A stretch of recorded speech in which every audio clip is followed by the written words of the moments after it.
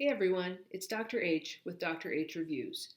First of all, don't forget to like the video and give me a thumbs up and click the subscribe button below so you don't miss out on any of these videos or the follow-ups to them. I sent my EverlyWell Food Sensitivity testing kit in the mail last Thursday after I did it. I got a text message on Wednesday saying that they had received it and I should expect my results in 2 to 4 days. Early Friday morning, 2 days later, I got a text saying that my results were ready and that they were posted to my profile on the website. So I'm going to go over the results and show you exactly what they look like and what they give to you and what they say and all that stuff. If you're interested in doing an EverlyWell test, whether it's their food sensitivity test or they have many other tests, there will be a link down below that you can click on and it will give you a promo code and you'll be able to get 25% off any of the tests that you want to try. So don't forget to use that link, click it below to get that discount.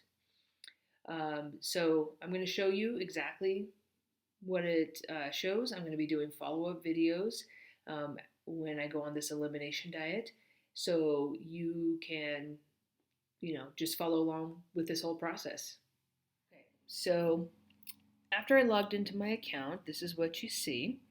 It tells you right away that I only had mild reactivities to 9 out of the 96 foods. So that's really good.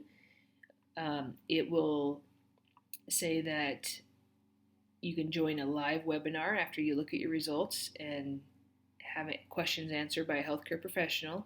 I have not done that yet, so I'm not exactly sure what that entails. You can group it by reactivity or by food. I have no high reactivity or moderate reactivity foods, so the mild reactivity foods did make me laugh because I eat these almost every day except rye and ginger. So it puts it on a scale. Normal reactivity, so mild they consider between 17 and 58 and so forth. I believe almond is my highest one, and I drink almond milk almost every day and have almonds for snacks almost every day. Then you can click down cow's milk, egg white, see where the numbers fall. So some of them are just barely above what they consider normal reactivity. Ginger, the mozzarella, rye, wheat, and then yogurt. What's nice is it tells you a little bit about yogurt and also hidden sources where you might not realize that yogurt might be. Same, with any of these. The hard ones obviously are going to be wheat and cow's milk. So even though I don't drink cow's milk, obviously milk is in a ton of things. And so you can see all this stuff that you have to think about.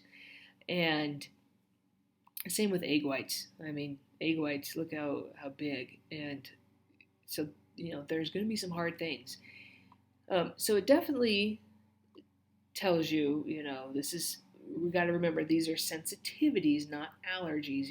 Allergies are what we consider IgE testing, the IgE antibodies, and this is IgG. So it's what's reacting to proteins, okay? So once again, it's not saying that you're allergic to it, but you could have symptoms based off of being sensitive to it. So then it will go through all the normal reactivity foods and where they fall on the scale also. So some are definitely higher and close to mild reactivity. Probably one of my highest ones, and something I eat a lot of, is chicken, where I'm almost falling into the mild reactivity for that. So it goes through all these, you can click on all of them and show you. And once again, it will talk about hidden sources and all that stuff. So then, it says, hey, what can you do next, pretty much. So consider planning an elimination diet. That's what my plan is.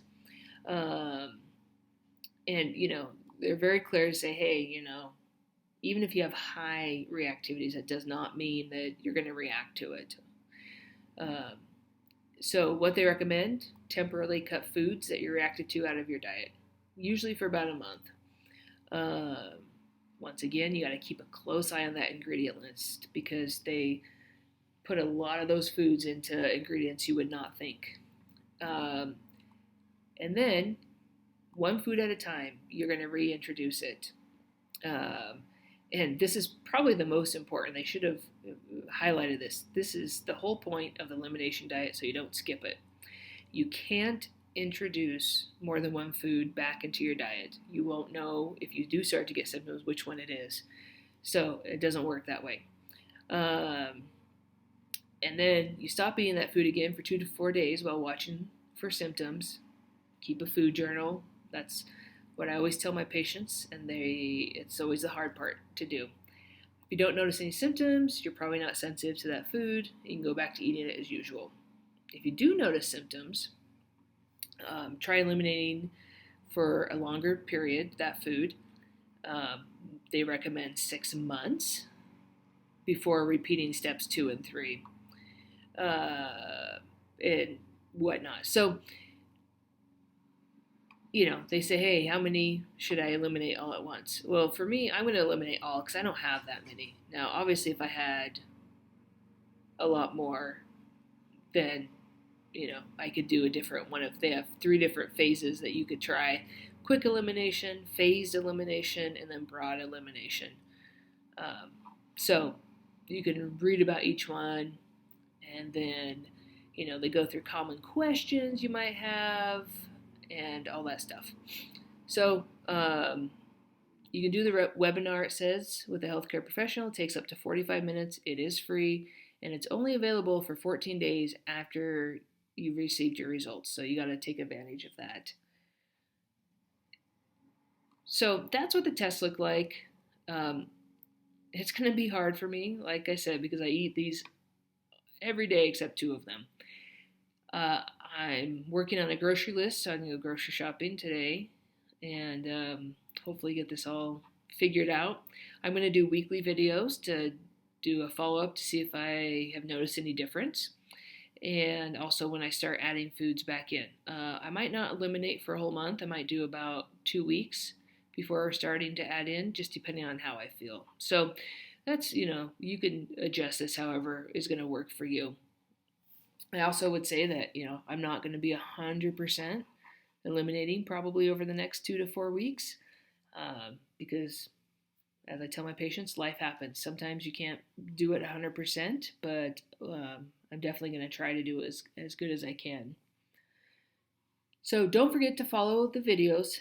Click subscribe below so you can follow the process of this and see how I do and what I say about it. Just a heads up, I did order another test from a different company that tests hair instead of blood, and it also does 600 different items that it tests against, so versus the 96 that this does. I will be doing a video about that probably later today or tomorrow, and then I'll be able to compare these two and see. It'll be interesting to see, do they still have me sensitive to these type of foods also, or am I fine? Do they have me having any moderate or high reactivity to other things that, I was supposedly fine to also? So it will be interesting. So please follow along. It should be fun. Once again, if you want to do any of the EverlyWell tests, click below. There will be a link down there that you can use with the promo code to get 25% off.